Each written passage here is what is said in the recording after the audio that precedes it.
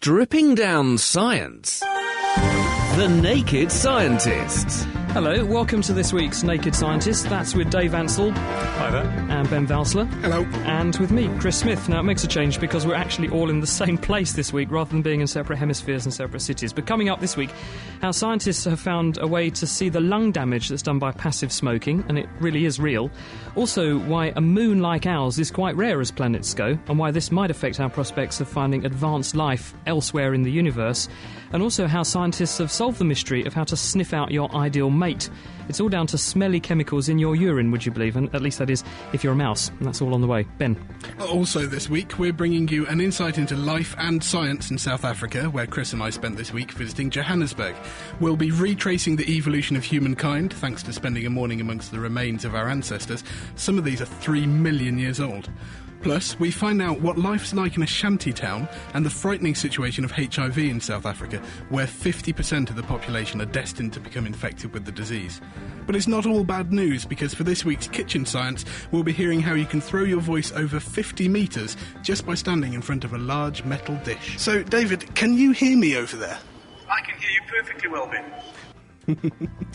And in this week's Question of the Week, we'll be finding out why sunglasses can make you see things which aren't really there. Hi, I'm Lauren calling from Australia, and I wanted to ask, how come when you wear polarised lenses can you see strange patterns of light in windows and shiny rainbows in metal? And the same science also explains why Polaroid glasses will make the LCD face of your digital watch disappear. Don't believe me? Give it a try. You can find out the answer shortly. So if you'd like to ask us any science questions, technology, medicine, science, email chris@thenakedscientist.com.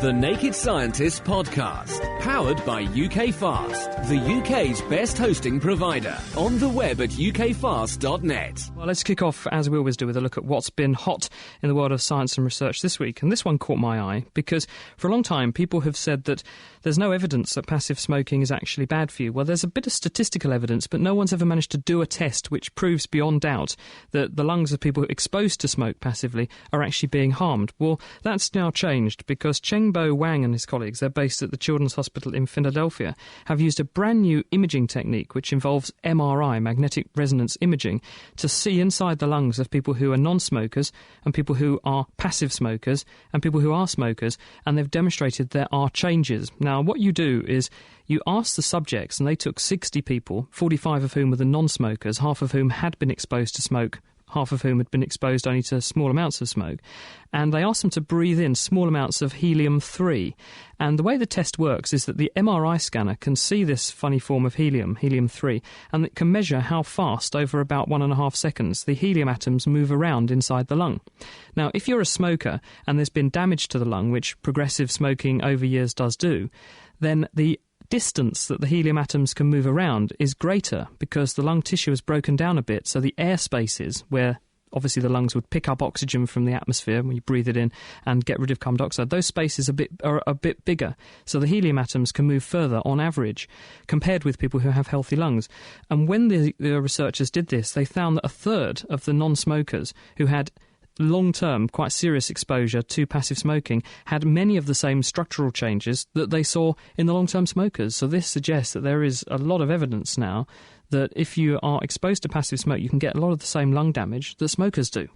Wow. Does having these bigger sort of volumes in the lungs mean there's less surface area so you can absorb oxygen less well? That's right. And over time, people develop changes which are called emphysematous changes. And this, if you get enough of them, leads to the chest condition emphysema, which is where instead of having lots of small air passageways, where you have a large amount of surface, lots of lung tissue in contact with a tiny amount of air, with lots of blood going around the surface. So there's lots of opportunity for gas to go out of the air spaces and into the blood and vice versa.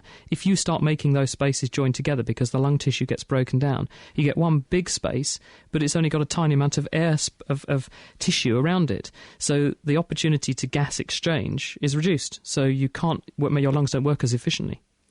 Very interesting. Now, moons like ours could be actually really quite rare, some researchers have been finding.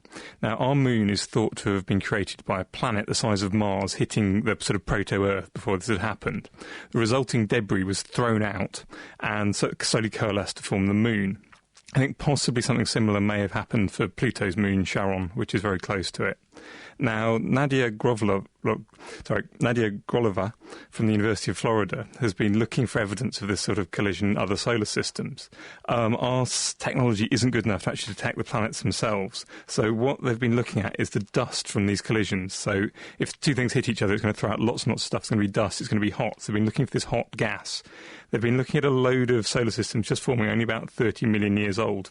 It's the time that most of these collisions should be happening. From their results, they think that only maybe 1 in 10 or 20 solar systems could have had a collision anything like ours, and only some of those collisions would actually produce something like the Moon. So that's a bit of a worry, isn't it? Because the Moon's important for life on Earth, we think, for various reasons. It's very stabilising, isn't it? Yeah, but they think it stabilises the orientation of the axis of the Earth. So this orientation has been roughly pointing in the same direction for the last 4 or 5 billion years, which means that you get the same seasons all the time and everything's very stable. Without it, the kind of axis would slowly wander over billions of years, and probably that would stop very advanced life forming. It wouldn't stop simple life, but it would stop advanced life like us. Is that because the conditions on Earth would change faster than the animals could adapt, or the life could adapt, and that would mean that things were continuously becoming extinct before they could really develop very fast? Yeah, that's the idea, that there isn't enough time, nice and stable, to develop complex life, because actually, once you've got multicellular life, it's quite easy to evolve more complicated. The difficult bit is getting from one cell to multicellular, and they don't think it being stable for long enough. So how does the Moon have that stabilising influence? What's the physics there? I think some of it's because the Earth is it's not quite a perfect sphere. It's kind of splurged out sideways. It's fat around the middle, like humans. Many humans. Many humans. And so that means that the bit closest to the Moon will tend to get attracted to the Moon, so it will kind of stabilise it a bit. So if the Earth tried to tip away from the axis of the Moon, it will get pulled back again over thousands of millions of years. That's good to know. So the impact of this is that we've got the Moon to thank for advanced life on Earth, and that there aren't that many Moon systems like ours. So therefore that narrows down the opportunity of finding life like we've got here elsewhere.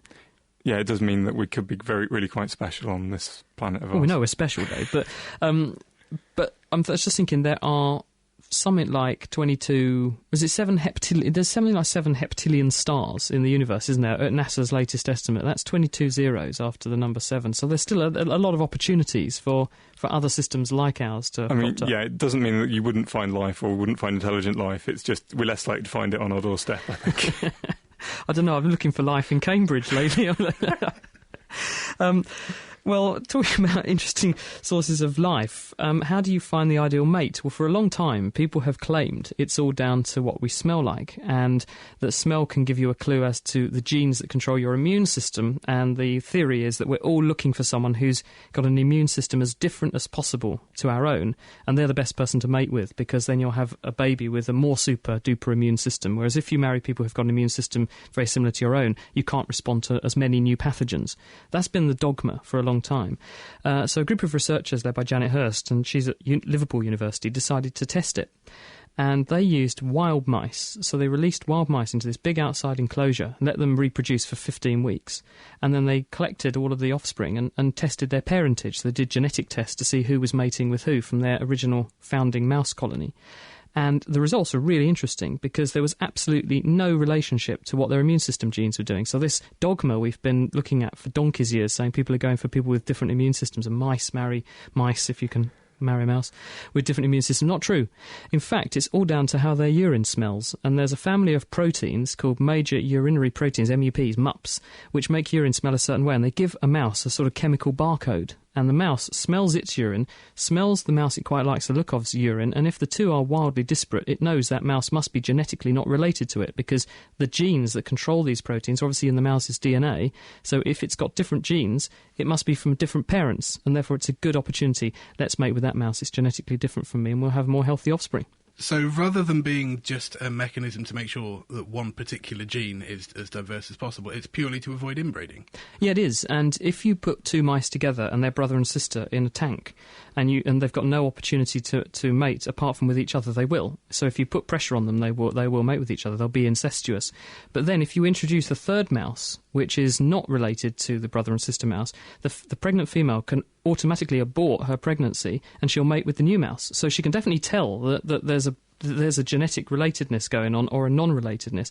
It's just the question was how they were doing it. So this sort of smelly T-shirt test in humans and all being down to immune genes. It's not true, and it's actually down to, in mice at least, it's the smell of urine. We still have to work out exactly how it's done in humans, but the same relationship seems to exist in humans too. And the reason the researchers point out, and this is an important point, the reason it's been overlooked for so long is everyone's been studying lab mice, and lab mice are all inbred, so they're genetically identical, so that they respond to lab tests in the same way. So it's got to make sure they're all good controls. And if you want to see this effect, you're not going to see it in lab mice, which are all genetically identical. So you had to go to the wild mice, and then you found the effect. Cool. Now, some researchers have been looking at opals, and they think they're actually being not the sweets. No, not fruits. the sweets. No. The beautiful gemstones, which have this really fascinating effect where we look at them, you get all sorts of strange colours, and as you move them, they change colour. Now, opals are... the way they do this, they're actually making the colours in a similar way to get colours off a CD. So what's actually in an opal, then, Dave? An opal is made out of silica. It's lots of minute spheres of silica. And that these spheres are smaller than the wavelength of light. So in a similar way to the pits on a CD, reflecting lots of light in different way, lots of different reflections, you get lots of different reflections of all these spheres.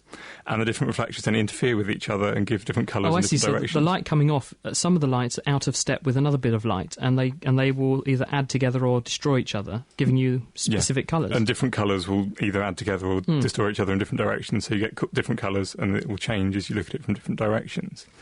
Now, scientists have known that this is a structure of opal for quite a long time, since the 70s, and people have actually made artificial opals with similar effects. But they've not really known what triggers the formation of opals in rocks, because there's lots and lots of places where you could form an opal, but only some of them seem to do that. Now, what the geologist Brian Senior and the physicist Lewis Chatterton have been studying these opals very carefully with electron microscopes, amongst other things, discover in the centre of these spheres there tends to be some uranium. And what they think happens is uranium decays. It's a radioactive element. It decays and forms something else, possibly thorium. And when it does that, it releases a whole lot of energy. This kind of bashes this alpha particle comes out, it bashes the water around. It forms a nucleation place, a place where it can start forming a crystal of silica. And then each of these spheres starts growing on a place where a uranium atom has decayed. So you get all these spheres building up, and then you get an opal after a while as it builds up. So does this mean then you can go opal hunting with a Geiger counter, effectively? That's what they're suggesting, that the way to find opals is to wander around with a Geiger counter, work out where the most radiation is coming from, dig there, and with any luck you'll find the opals. That's very interesting. I wonder if that explains then why Australia, for example, which is renowned for its opals, has also got some of the world's biggest uranium deposits. Do you think the two are linked? It's possible they're linked. I'd have to actually look at where the two were with respect to one another to know for sure, but could well be, Chris. Thanks, Dave.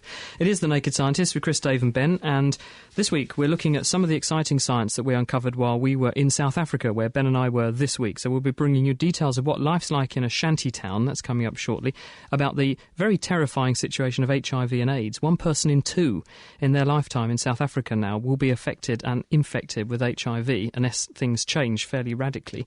And also we'll be coming face to face with where we came from, because we saw this week some of the oldest fossilised Homo, our ancestors, that are known to exist. 30% of those specimens are in South Africa at the University of Witwatersrand in Johannesburg, and we were lucky enough to touch them, and we'll be bringing you all that on the way. If you'd like to ask us any questions about science, technology and medicine here on The Naked Scientist, email us, chris@thenakedscientist.com. Sorting out the sparks from the quarks. The Naked Scientists. For more information, get online at nakedscientist.com. Dave, got an email here from Neil Haddon who says, why is helium in balloons and not hydrogen? Well, he's right. In order to get a floating balloon, you want a gas which is as light as possible. Helium is quite a lot lighter than air. Air weight is about 1/8 of the density of air. Hydrogen is about 1/16 the density of air, so it'll float in air, and so the balloon will float upwards. You'd have thought that hydrogen would be a better gas, as it will give you slightly more lift than the helium. Because it's lighter. This is true. The problem is hydrogen is explosive, and if you had children running around with balloons which could catch fire and blow up in their faces, this may have some health and safety implications. The other thing is that although hydrogen is half as heavy as helium, it doesn't actually give you twice as much lift, because the amount of lift you get is a difference in its density with air.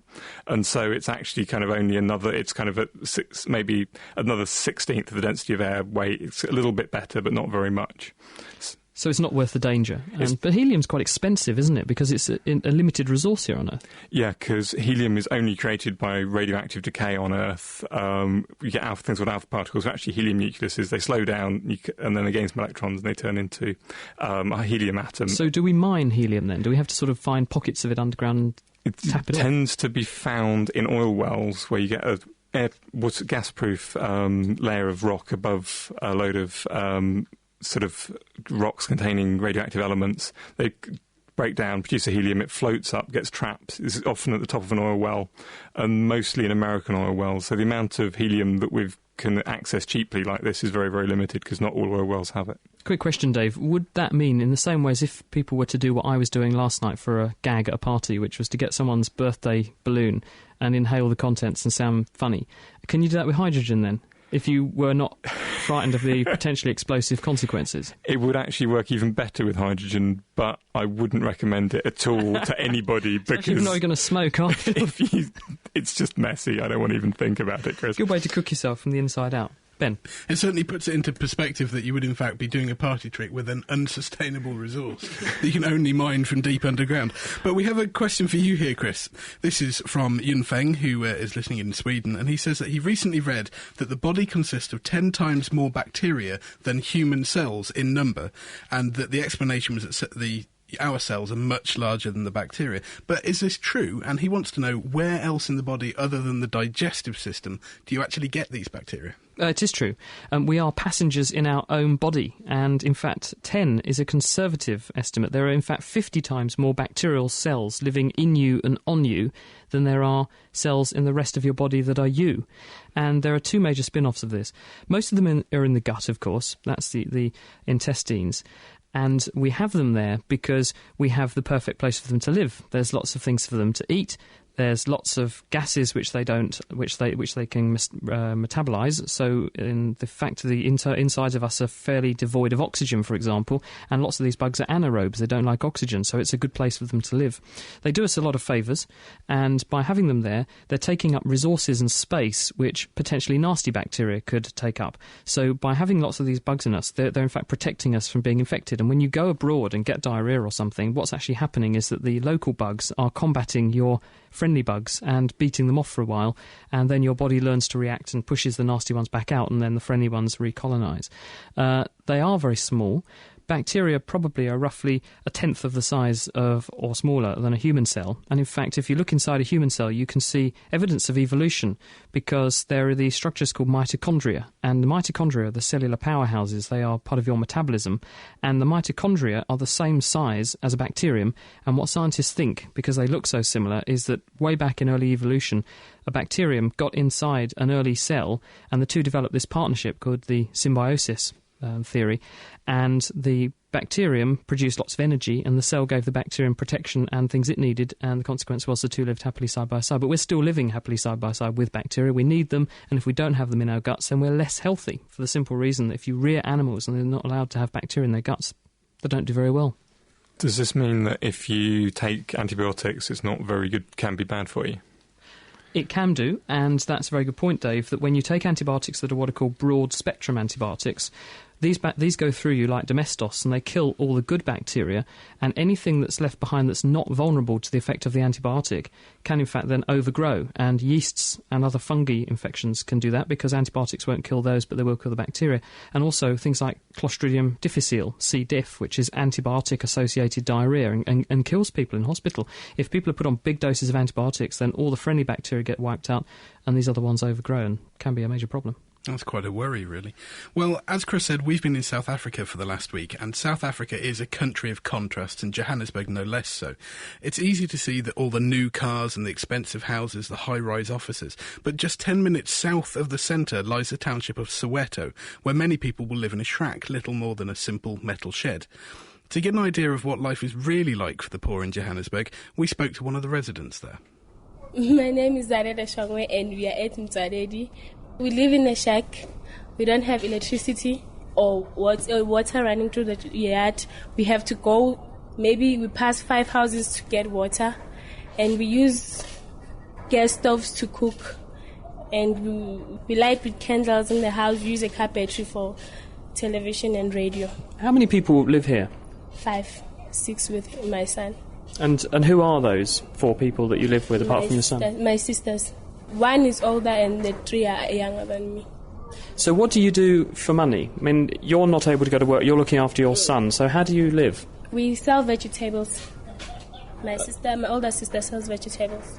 And are they vegetables you buy from someone else, or do you grow them? We grow them down the road, in the other side. So tell us a bit about life for you here. What's it like to actually live here? Because this is pretty basic as a means of accommodation. Yes. When we live here, people judge us for living here. When people pass the street, they look at us in a different way. They don't think of us as people. They just think of people living in a shack. So it's not nice. You've got a television here. Yes. You haven't got any electricity, though, so how do you run your television? We use a car battery. How long does that last? It lasts about 6 or 7 days. And so television, radio must be quite important for you to get information. Yes, it is important. It is important for us. But if you could change things here, I mean, what would be the most immediate thing that would make life better? Electricity. We don't mind not having houses, but we just want electricity and running water in the yards. It's pretty drafty in here. There's holes in the roof. Yes. Is it warm? When it's hot outside, the house becomes very, very hot. When it's cold, it becomes cold. When it rains, it leaks. What do you think is the prospects for your son? How will you try and make sure things go well for him? I don't know. If I could find a job, I could make sure that things go well for him, if I could find a job. Have you any plans of how you might make that happen? Yes, I do. I do send CVs. I go. Sometimes they call me for interviews, but sometimes I don't get a job. Since I went for interviews, I didn't get a job. So I'm still sending CVs and looking for a job. And were you born here? No, we were born in KwaZulu-Natal. My parents came here looking for jobs. And they brought you with them? Yes. Do you wish in some respects they hadn't brought you here? No, we don't, because in KwaZulu-Natal it's worse than here. The situation is worse than the one we face here. And what do you think will be the situation in 5 years' time for you and your family? The government promises to change things, so we hope things would have changed by then. Now, although 5 people and a baby living together in a corrugated metal shack not much bigger than my garage with no electricity and no running water may sound very extreme to us, in many places the quality of life is a lot worse. And also with us in Soweto was Dira Nonifadi. He's a television journalist based in Nigeria, so I asked him how the conditions we experienced compared with other parts of Africa. To be honest with you, I will not describe these as very bad. I'm not measuring just by Nigeria, but my fairly extensive knowledge of other African countries. Because if you look at it, they don't have electricity in their homes, but there's still a situation where there is some illumination in the night. Street lights and so on. Street light. And there is community water supply there for them 24 hours a day. And you even have provisions for toilets. By African standards, this is not how a squatter settlement is treated. You're saying these people are fortunate? In a way, yes. It's hard to imagine worse, though. Well, you go to villages or even see who constitutes the urban poor in many African cities. It's far worse. It's far worse in the sense that you find much more number of people living in the same rooms without running water, without good toilets, and much the same way without electricity. And it's not good, but it's not the worst that can happen on this continent. How do you see places like this changing in the next 5 years? Do you think if we come back in 5 years' time, we'll still be standing here looking upon the same sort of scene, a worse scene, or will things have got markedly better? This is easy to change, in the sense that they already have spaces well cut out for them. In many African cities, people like them are just mere squatters to be flushed out. And I think the most important thing is for them to have electricity and for a way to be worked out for them to have some more concrete structure. I mean, if that happens, life, I think their fortune is easy to turn around. Theirs is better than people who still live in mud huts, with thatched roofs and things like that. And there is no prospect of even getting electricity to them, and there is no water pipe anywhere close by. I mean, I think it's easy to change their lot. It's a bizarre environment, though, because we drove in the car for 10 minutes out of 5-star hotels, beautiful radio studios in the middle of Johannesburg, and then we're here, and it couldn't be more different. It's what some analysts have been called the 5-minute factor. Most cities, be it in Nigeria, be it in Ghana, be it wherever, most cities, you just need to drive 5 minutes out of those cities and you see the flip side of civilization. It's that bad. And the trappings of cities were still actually there, because when we were in that shack, Chris pointed out that she had a better DVD player than Chris has got at home. But that was Diran Orifade talking to Chris in Soweto. So Naked Scientists with Chris, Ben and Dave. We're talking about science in South Africa this week, but we're also talking science in general. In a second, Tony in Chelmsford's got a question for us about electric toothbrushes. If you've got a question, email us. It's chris@thenakedscientist.com. The Naked Scientists. For more information, get online at nakedscientists.com. It's The Naked Scientist. Hello, Tony. Hi, how you doing, Chris? Very well, thank you. I've got a really strange one here. I mean, I know a bit about electrics and how you conduct it. I've recently bought a electric toothbrush, and it comes with a base on the bottom that you put the charger base that has a protrusion, but a plastic protrusion, and then the bottom of the toothbrush has a hole in it, and you sit one on top of the other, and it charges. But there's no metal contacts. It's plastic to plastic. How can that work? Yeah, it does sound very strange, doesn't it? They don't want to use actual contacts because in a wet environment in a bathroom, the contacts will get dirty, they'll rust, they won't last very long. So what they do is something else, which is kind of cunning. Inside that little protuberance, there's a coil of wire. And then that connects to the mains. And so basically you've got a current running backwards and forwards through that wire. That produces a magnetic field, with electromagnets. So it produces a magnetic field that changes going one way and then the other. Then inside the toothbrush, there's another coil going outside the protuberance, again under plastic, going round and round and round, and then connecting into the toothbrush itself. And that, if you had a magnetic field going through near a conductor, that will induce a current in that conductor. And it's actually how a transformer works. And so the current inside the first coil makes a magnetic field which changes, and that changing magnetic field makes a current flow inside the second coil without having to touch it, and that charges the toothbrush itself. And that's because the magnetism can pass through the plastic, even though electricity can't. Yeah. How's that for an answer, Tony? That's brilliant, but I mean, that is amazingly clever.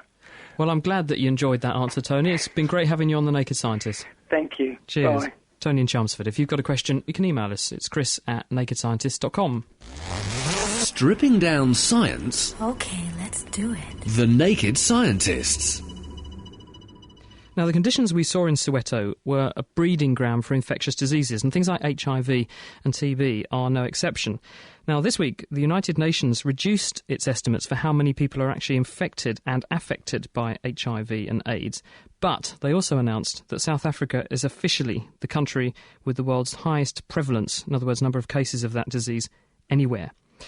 But there is one benefit to being the country with the most HIV and AIDS and also being relatively connected to the first world, and that is that the scientists and doctors working there have some of the best statistics on the disease that the world has to offer. And I met up with some of those scientists working to try and understand this condition and also try and break the back of this epidemic. My name is Helen Rees. I'm the Executive Director of the Reproductive Health and HIV Research Unit at the University of Witwatersrand, based in Johannesburg.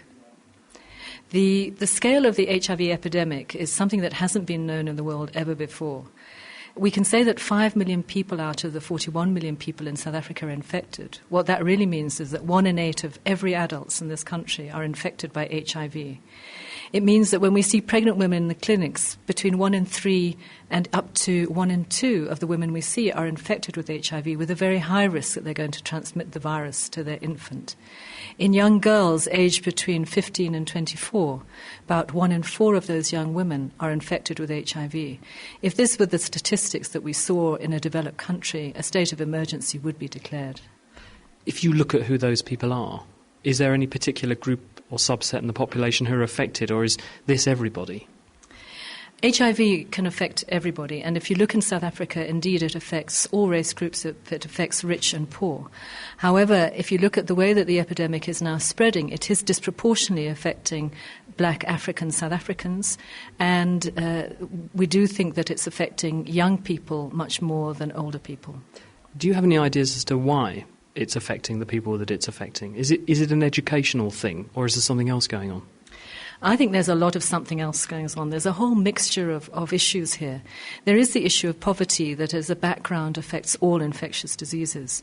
There's a historical issue of apartheid that created the migrant labour system that's both destroyed the social structure of families, but has also pulled men from their families and made them single male individuals living in urban settings where they take often second partners.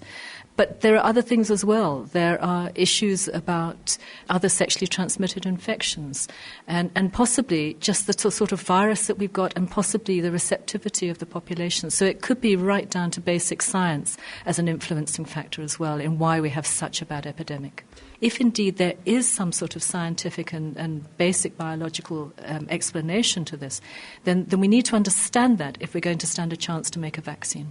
Thank you, Helen. Now, Francois Venter, you work with Helen.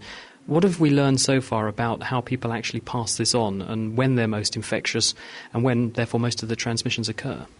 I think what we've realized that it's only in the first few months that people are hyperinfectious. There's still an infection rate after that, but the scale of the infectiousness is so much greater during those first few months that it's starting to explain some of the frustration as to why large-scale prevention programs in our country in particular, but throughout Southern Africa, have not had the impact that we've hoped they would. Condom provision, for instance, in this country is actually very, very good. Education processes have been, in terms of if you measure it against people's understandings of HIVs and their dispelling of myths, people know what's going on. They understand about HIV. It hasn't changed the dynamics of the epidemic on the face of it. So why are they still getting it then if they know all that? I think that what we haven't understood is when transmission actually occurs, and it seems to be very concentrated in the first few months immediately after infection. And if you do not intervene in those first few months, you actually lose the overall public health benefit of dealing with transmission. So what you're saying is if everyone stopped having sex for 3 months, which is when you're most infectious when you first catch it, then potentially you could just stop it in its tracks because people's infectivity falls so much after that period. That's the theory. In fact, we could probably break the back of the entire epidemic if we could just alter sexual behaviours for a very brief period of time. What about drugs? Because that's the thing at the moment. It's the mainstay of how we're trying to deal with HIV. There's no vaccine, so we've got to treat people that have got it rather than trying to prevent people getting it in the first place, because that's, as we've shown, part of the argument, but it's not the whole solution. So how do the drugs work, and have you got access to them here in South Africa? The drugs are very, very effective. They essentially switch off the manufacture of the virus and allow for the body's immune system to regenerate. They are available in South Africa and have been relatively freely for the last 3.5 years. Within the rest of Southern Africa, it varies from country to country, and even within our own country from region to region, where in some rural areas people battle to get access to these drugs, while in urban areas access is relatively free and available. So we've heard about the drugs, we've heard about other behavioural education to try and cut this down, but Jocelyn Moyes, you're working on another way to try and deal with this problem. So an area that we're doing quite a lot of work in is vaginal microbicides. The two present products that are about to come to the end of clinical trials block HIV from attaching to the body cells. They're a very large molecule which will sit on the HIV receptor of the cell and so form almost like put a key into the keyhole. And so that when HIV comes along, it can't get through the keyhole into the body cells. The present microbicides and testing come in a gel formulation which is applied vaginally to prevent HIV either attaching to the cells or replicating. Just for women, or can men get some benefit from this? Well, I mean, it's topically applied and controlled by a woman, but there is a chance that there will be protection for the male partner as well. Have you any feel for how effective this is? Because, it sounds like a lot to put your faith in, to be honest. How do you know that you're going to get complete coverage? Or how do you know that you're going to get enough concentration to do away with the virus? We've got two candidates in phase 3 testing, which is the efficacy testing. So does it work or doesn't it work? We'll have one set of results early in next year and the other results probably early in 2010. So then I think we will really have some sort of proof of concept. Can it work or can't it work? So at the moment, our basis is that These compounds are active against HIV in the lab. They've been active at preventing HIV infection in animal models, and they are safe to use in humans. So that's our assumption to this point. And our efficacy in humans will be proved early next year and then again in 2010. And just returning to you briefly, Helen, a lot of people are probably thinking, why should the rest of the world really worry about what's happening in one other country? I mean, there's lots of other problems around the world. Why should HIV in South Africa be such a big international issue? Well, you know, it's not just HIV in South Africa. HIV globally is not going away. In fact, in many countries, it's re-emerging as a problem. The other thing that we know is that with a disease that's as devastating as this, that's seeing life expectancy drop by 10-year aliquots, almost year on year, that's going to have a profound impact ultimately on the social fabric in many African countries and in other countries in the Far East that are affected. You must then think what that will do to economies of those countries, what that will do to political stability. And once again, we are a global family. And if we have instability and poverty and growing problems in one part of the world, inevitably they will relate to what happens in other parts of the world. That's one argument. The other basic argument is the argument that I hope we never lose touch of, is that we are one common human family, and we cannot ever look at the level of suffering that we're seeing as a result of this epidemic in this part of the world and just turn our back on it because it's not directly affecting us. Pretty scary, aren't they, those statistics? 1 person in 2 who's pregnant turning up at antenatal clinics and they're HIV positive. South Africa, the country with the, as the UN puts it, the worst prevalence of HIV anywhere in the world at the moment. That was Helen Rees and Francois Ventnor and Jocelyn Moyes. They're at the University of Witwatersrand in Johannesburg, and they're working to try and break the back of this HIV epidemic that's currently gripping South Africa. Laying the facts bare, The Naked Scientists. It's The Naked Scientists with Chris, Dave and Ben, and this week we're looking at some of the science that we discovered during our week in Johannesburg last week, where we went to attend South Africa's first example of a Communication of Science conference, where in fact The Naked Scientists were a headline act. We ended up on national radio and television pretty much every day last week, because people there are really eager to try and get hold of more science, and it's just something that they're not doing. We don't know how lucky I guess we are here in the UK to have the amount of amazing communication and journalism that just goes on. So it was very eye-opening for all of us concerned. Anyway, if you have any science questions for us, then you can send them in. Email us, chris@thenakedscientist.com. Now, one of the fantastic opportunities we had in South Africa was to visit the collection of fossils at Witwatersrand University. Now, they house a collection of about 30% of the fossils found in Africa that tell us about how we evolved from ape-like creatures into modern humans. Professor Lee Berger took us through some of the highlights of the collection, piecing together 3 million years of evolution in the process.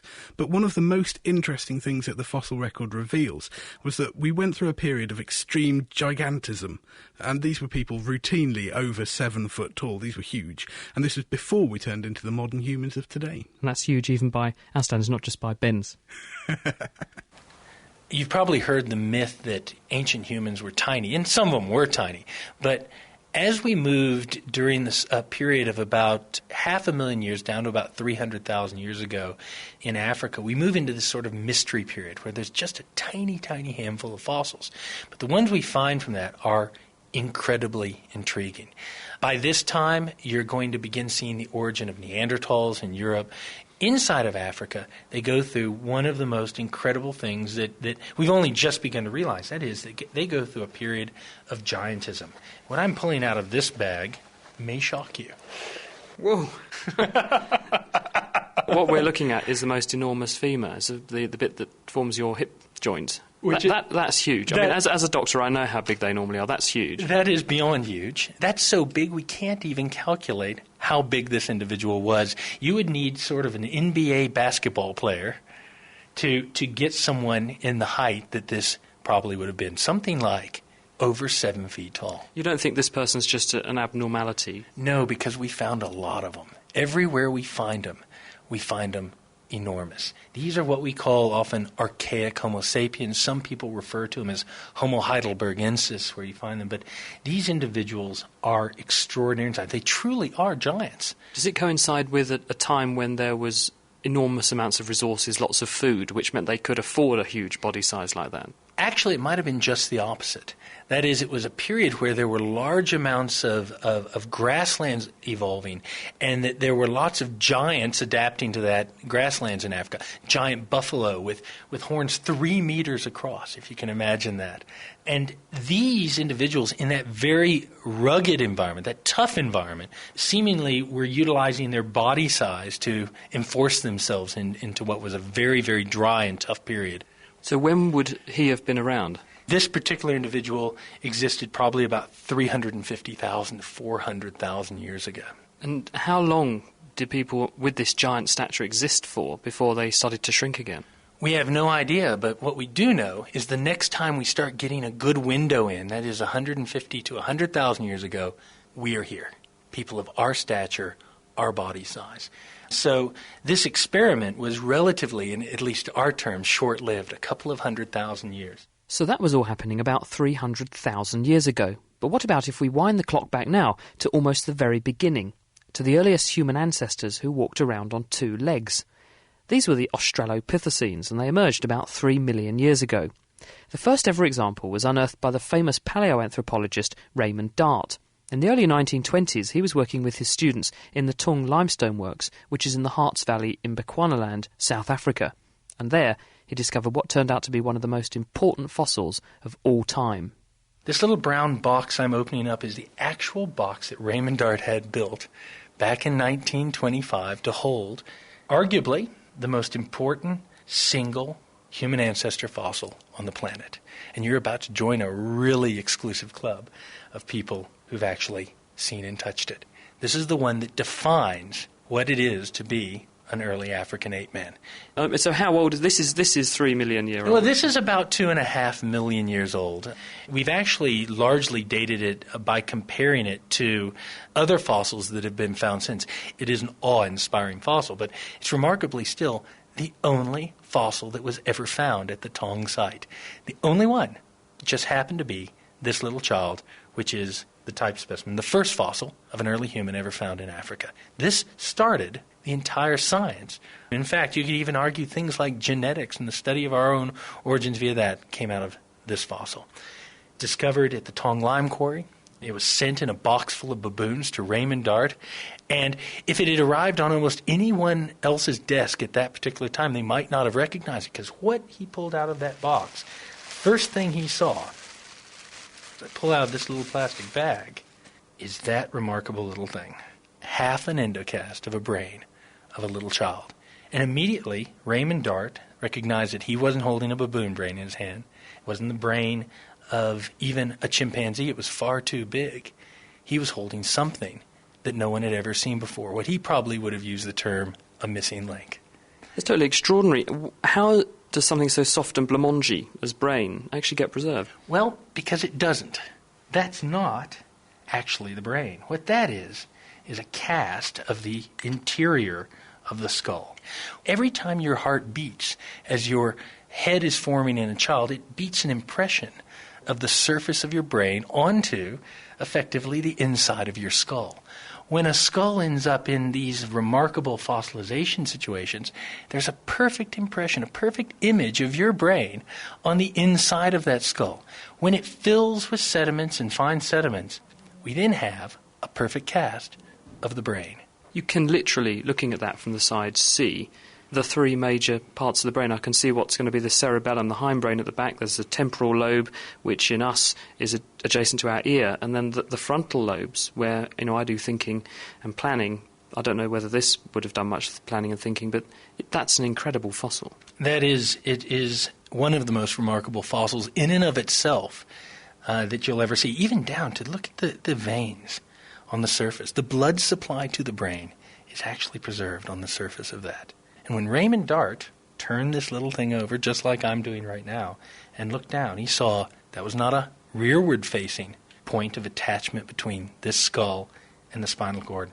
It was vertically positioned. And that says it's not ape-like, that's Homo. I walk on 2 legs. That's what it spoke to him as clearly as if it were written on the fossil itself. And if that had been all he found, it would have been fantastic. But it wasn't all he found. Because inside of another block, he saw this little mushroom-shaped attachment. And in it, he saw the back of a mushroom-shaped. Oh my God. Yes. Oh my God. I just got a glimpse of what's going to come out of this bag. He took his wife's knitting needles and he started chipping away at it. And on December the 21st, 1924, that rock broke away and he saw that. It's a face. I'm looking at a face. It's phenomenal. You're looking at maybe the most famous face in all of paleontology. It's also perfect. It's absolutely perfect because it doesn't have just the top, it has the bottom. You have a jaw and a face to go with it. It's still quite monkey-like, though, isn't it? A little bit. It doesn't have quite the prognathism that a young monkey would have, and what it certainly doesn't have is a big canine. So we're going back to something that's transitional. It's a bit of the way between us and them. It's our link. This little child met a tragic end at about 3.5 years of age. And now I'll do something for you. I'll put it all together. The whole Taung child reunited after being 2.5 million years in the ground. I think that probably is the most awe-inspiring experience, or one of them, I've ever had. It should be, because it's about us. It's our experience. You want to touch it? Go on, then. So if I touch this, how many other people probably will have had the opportunity, apart from obviously the great Raymond Dart himself, to have done that? No more than a few hundred scientists and a few dozen people who aren't scientists. That is absolutely incredible. To say I'm blown away would be an understatement, actually. That's good. It's when I saw the face staring out at me through that plastic bag. It's almost moving you to tears, in fact. It's just so incredible and delicate and perfect. Yep. And 2.5 million years old, and it's our story. The emotions were running quite high in that room, and it was such an honour to see that. But if you're wondering what happened to that child, it was actually snatched away and killed by an eagle. The fossilised bones of the skull have preserved the scratches from the bird's talons. They compared it to baboons, and they can see that that's what it was.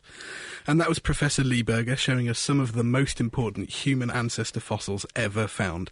We had to pick just a couple of highlights for you this week, but we will be releasing an enhanced podcast soon, complete with pictures and the whole 3 million year history. And that'll be on our website, which is nakedscientist.com.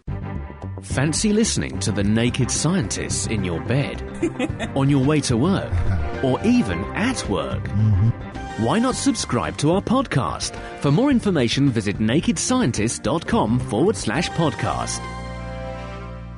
It's The Naked Scientists with Chris, Dave and Ben. It's our South Africa Science special this week. That was an amazing story. In a second, we're returning to Question of the Week, and also still to come is Kitchen Science, with Ben throwing his voice 50 metres. And this week's Question of the Week is all about why sunglasses make you see funny patterns in metal, and also patches in glass you didn't think were there. And I got an email from Ryan McNally, who says something on the related theme, so I thought I'd ask you this first, Dave, before we go to Question of the Week. And Ryan says, while wearing sunglasses, I've noticed that I can no longer see the image on the face of my digital watch. Why? He's probably wearing what are called polarised sunglasses. Now, what they do is they only let one polarisation of light through. Now, light is a wave, you've probably heard that. Light has it's a bit like a wave on a piece of string. So if I had a piece of string between me and you, Chris, over there, I can make waves in it by wobbling up and down. That would make waves going vertically. And in light, that would be called a vertically polarised light. Or I can make it waves by wobbling them horizontally, and that would be called horizontally polarised light. So does light come in both flavours, then? Light can come in both flavours, or any other polarisation in between any angle you like. And in fact, light coming from a normal light bulb or a fluorescent tube or the sun has all of them mixed together, so it's every possible polarisation. So it's almost like if you looked at it, you'd see a sort of tube, because it was lots of waves all at tiny amounts of angles to each other, and you'd see almost a tube of light wave coming to. Well, just everything would be wobbling in every possible direction, basically. So then you get things called Polaroids, which your sunglasses are. These will only let one polarisation through. So if you have them horizontally, it will only let horizontal through, or vertically, only let vertical through. If you've got two of them, if they're both horizontal, light can get through it, because horizontal can get through the first one, can get through the second one. If you rotate the second one to vertical, nothing can get through, because the first one stops horizontal, the second one stops at vertical. And it looks black. Now, an LCD uses this because it has two polarisers on it, or possibly it has polarisers on it, so light comes through from underneath, it gets polarised. So only the vertical is going through. Then you have something called the LCD, which can twist the polarisation of light by 90 degrees to the second one, so light can get through normally. But if you then apply an electric field to it, then that can stop the LCD twisting the polarisation, so no light can go through, so it'll go black. So this means the light coming out of the LCD is polarised, it's only one polarisation, so if your sunglasses are orientated in the right way, it can block it and it'll go black. Cool. Right, well, let's find out what happens when you look at metal and windows then. It's very true. We have Diana coming up now with this week's Question of the Week. Hello and welcome to Question of the Week on The Naked Scientists, where I'm going to be donning my sunnies out of season. Hi, I'm Lauren calling from Australia, and I wanted to ask, how come when you wear polarised lenses can you see strange patterns of light in windows and shiny rainbows in metal? So what's happening to the light? Here's our expert to explain. Hello, John Parker here, Department of Engineering Materials at Sheffield University, with an interest in glass in all its forms, and particularly glass colour. The question that we've been asked concerns why you see strange patterns on glass when you look at it with polarised light. And the answer to that really comes in the fact that the glasses that are being looked at have been toughened by thermal quenching, by cooling very rapidly. And the consequence of doing that is that you get stresses in the glass which have a different orientation according to where the cooling nozzles were in the original system used for quenching. So some parts of the glass, the stresses are running up and down, some parts running across and so on. Now, the light, as it travels through the glass, interacts with those stresses differently, and in effect you end up with two rays travelling through the glass with different polarisation senses, travelling at slightly different velocities. When they emerge, they recombine and they're a bit out of step, and what your eye is seeing is a colour associated with just how out of step they were. So that's the explanation for the effects that you see with toughened glass. With metals, the answer's almost certainly to do with the fact that when you get a reflection from a metal surface, you get some polarisation. You may possibly have an oxide layer, a thin oxide layer, which is as a result of tarnish and things. And all of these effects influence polarised light as it comes through and can give rise to colours. There you have it. Sunglasses act as directional filters, so when you get light reflecting off a surface in waves that are out of step, you can see it because they're singled out from all the other light waves. Manufacturers of plate glass will use this polarised lens phenomenon to check if their products are smooth and uniform. I expect you'd need a good pair of sunglasses if you plan to jump from outer space, so next week I'll be chatting to a record-holding parachutist to answer this question. Hello, my name's Paul Kingston, calling from the Sunshine Coast, Queensland, Australia. I had a question regarding astronauts. I was wondering whether it would be possible for them, if they were stuck in space, to project themselves towards Earth and re-enter the atmosphere in only a spacesuit. Could their spacesuits handle the re-entry temperatures, and how long could this trip possibly take? And following that, there'll be another great leap.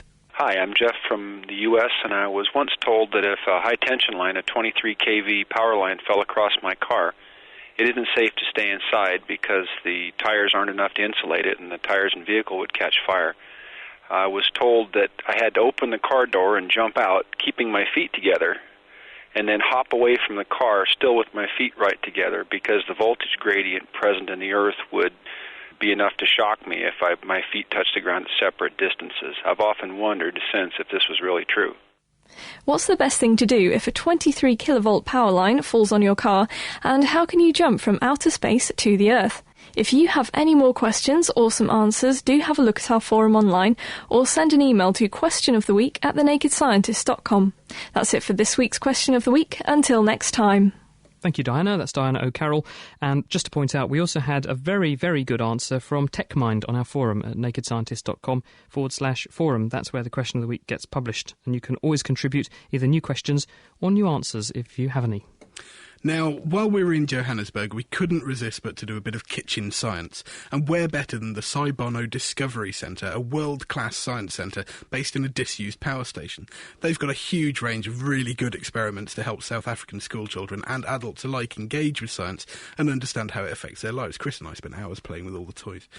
I caught up with the CEO of Cy Bono, David Kramer, to explore the science of sound and show that when aided by a large metal dish, being on opposite sides of a huge room is no obstacle people to having a conversation.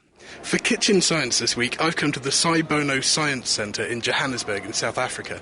And to show me around, I've got David Kramer, who is not actually with me right now, because I'm standing in front of a 2-metre satellite dish, which has a big yellow ring in the front, and 50 metres away on the other side of the room, David Kramer is also there with a different satellite dish. So, David, can you hear me over there? I can hear you perfectly well, Ben.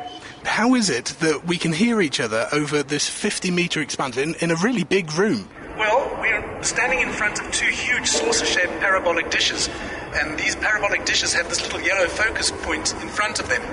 These dishes are acting as amplifiers, so all the sound that's coming out of your mouth is going through this vast expanse and bouncing off these parabolic dishes into this one little focal point, and so these dishes are acting as an amplifier. Well, fantastic. And can you hear me as well as I can hear you? I can hear you perfectly well, yes. So do you have any other experiments to tell us things about sound? We've got a few more exhibits that I think will be of interest to anyone who wants to hear about sound, so why don't you come over the centre and we'll play with some of those toys. I've come over to join David by his satellite dish now, but one of the things I noticed on the way is what looks like a church organ but made out of transparent plastic tubes. What is this for?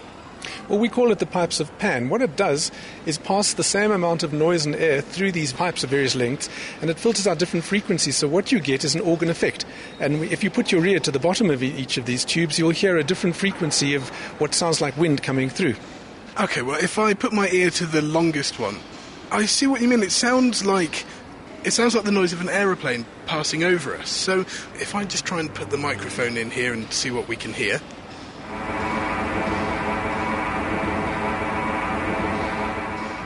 So that was the longest pipe you have, but why does the length of the pipe affect the sound? Well, the length of the pipe affects the sound because it's filtering out certain frequencies. So what we get with the longest is the lowest pitch because we get the longer wavelengths coming through, which allows us to hear those much more easily. Whereas if you listen to the other end, the short pipe helps to filter out more of the longer wavelengths. It keeps the shorter wavelengths, and so you hear a higher pitch. Okay, well, once again, I'll try and record the higher pitch from the shortest one. You can definitely hear that it's different. And now let's see if I can run up the whole scale.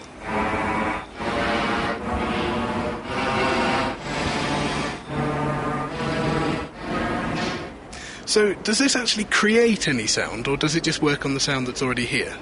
It's working on ambient sound. It's using the sound that's already here. It's not creating any sound at all. It's just filtering the sound that's there. And obviously you have this wonderful pipes of Pan set up, but is there any way that people could do this at home and hear the same effect?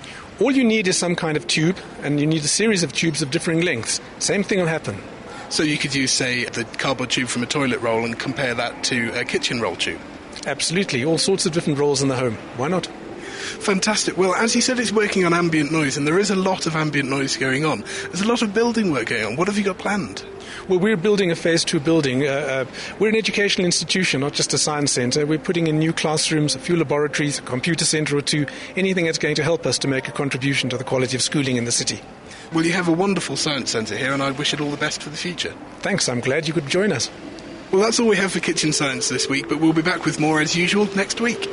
Thanks, Ben. And if you want to try out that Pipes of Pan experiment at home, all you need is a tube out of the centre of a kitchen roll and one out of a toilet roll, and then hold them to your ears and you should be able to hear the different effects. Or if you can't even wait for that, just get a piece of card or a magazine, roll it up one way, listen to it, roll it up the other way, and listen to it, and you should hear the two different sounds. So in other words, an oblong piece of card or magazine, because then you get a long tube or a short tube, respectively. That's exactly right. Well, that's it for this week. Join us next time when we'll be finding out all about the nervous system. How does music affect your brain? And also Alzheimer's disease, and what causes it? One possible cause is herpes simplex virus, the cold sore virus. So there's a question, should we be putting all old people on anti-herpes drugs to try and cut down their risk of dementia? And in Kitchen Science next week, we're going to find out how you can trick your brain and trick your senses using a bit of carpet, a smooth surface and a piece of paper. And you can find out more of our experiments by going to thenakedscientist.com/kitchenscience. Thanks, Ben. So do join us next time. If you have a chance, send your questions on that subject to me now, chris@thenakedscientist.com. And thank you very much to our wonderful production team, who are Diana O'Carroll, Mira Sinthalingham, and also the guys this evening who helped to bring the show to you, Ben Valsler and Dave Ansell. Have a great week. See you next time. Goodbye! The Naked Scientists are sponsored by the Wellcome Trust, the EPSRC and UK Fast. For more information, look us up online at nakedscientists.com.